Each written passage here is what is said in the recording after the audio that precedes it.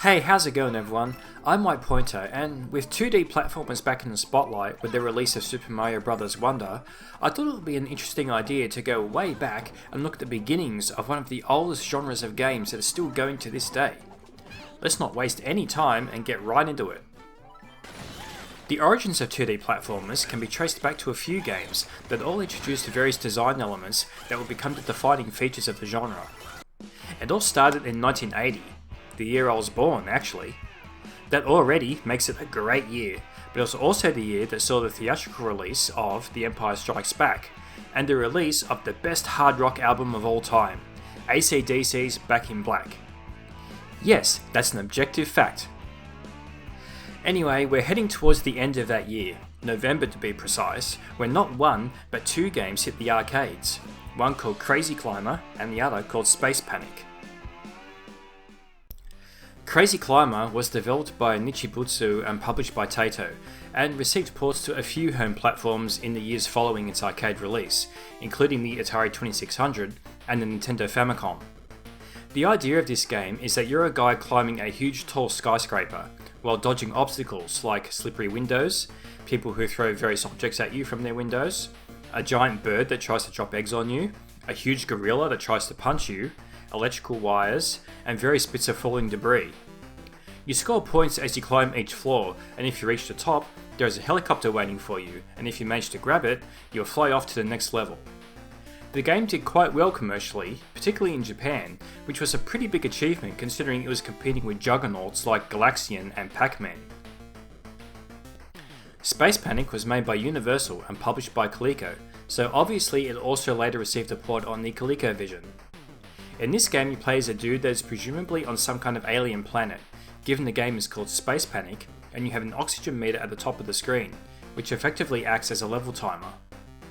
The goal of the game is to dig holes in the platforms for the alien bad guys to fall into.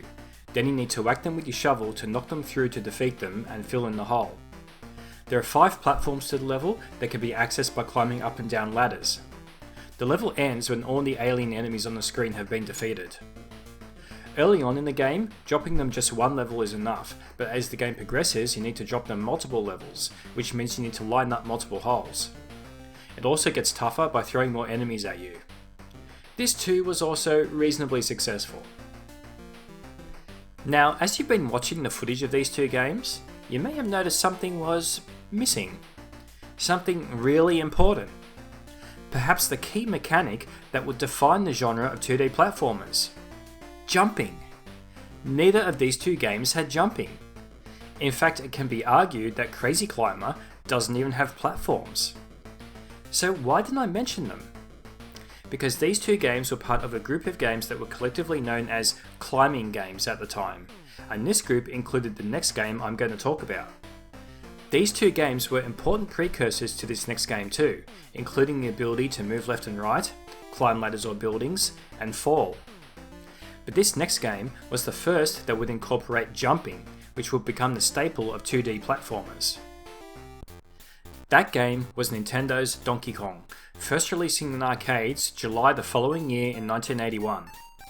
Everyone knows Donkey Kong, the game that catapulted Nintendo into popularity, and the game that first introduced the world to Mario, the character that would become the face of video games. However, Mario wasn't called Mario at this time, he was just known as Jumpman.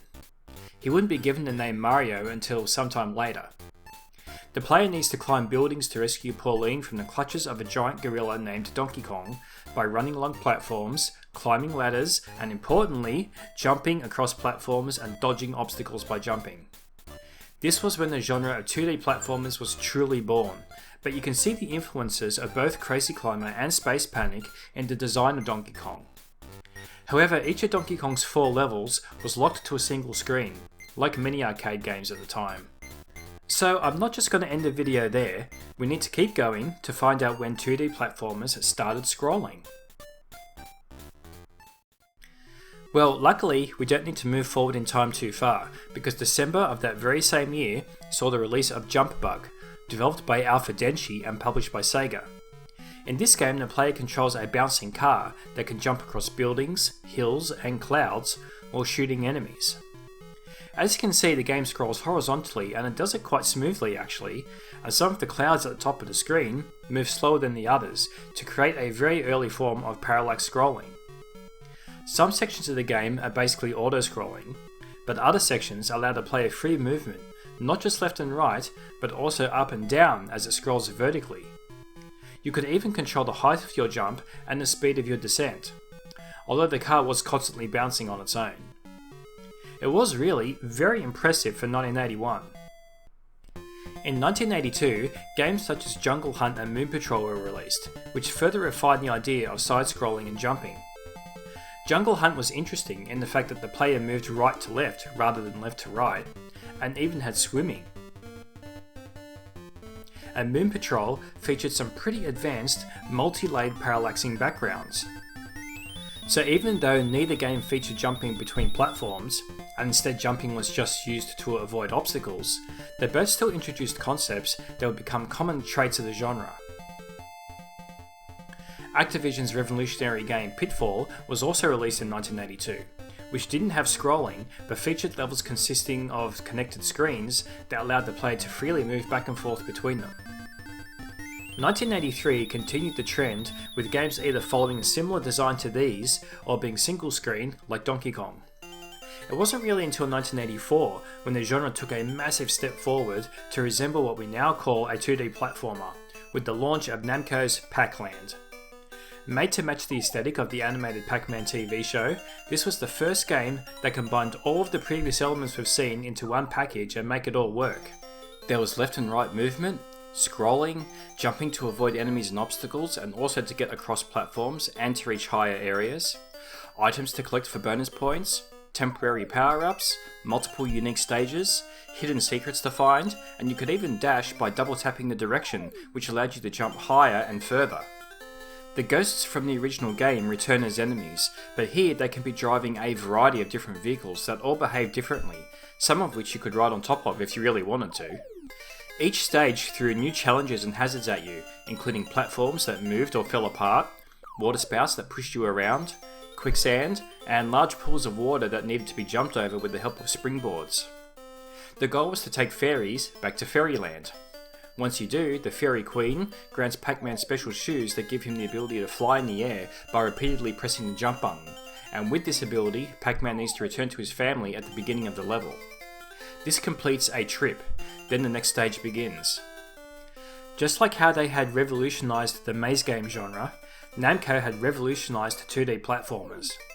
There was no going back from here. Nintendo went on to release Super Mario Bros. In 1985, and the rest is history. And you know what? Even though the Super Mario Bros. Series went on to be the most successful platformers of all time, Nintendo haven't forgotten how significant Pac-Land was to the industry, and included a stage in Super Smash Bros. That paid homage to it. So, the next time you're playing a modern 2D platformer like Super Mario Bros. Wonder, you can take a moment to reflect on where it all started. Games have come a long way since the early 80s, but in many ways, modern entries in this genre still use design concepts that were introduced way back then. It just goes to show you that good game design is good game design, no matter how old it is. Give me a thumbs up if you like this video, it really helps a lot, and don't forget to subscribe to stay up to date with my content. Thanks for watching, and see you next time.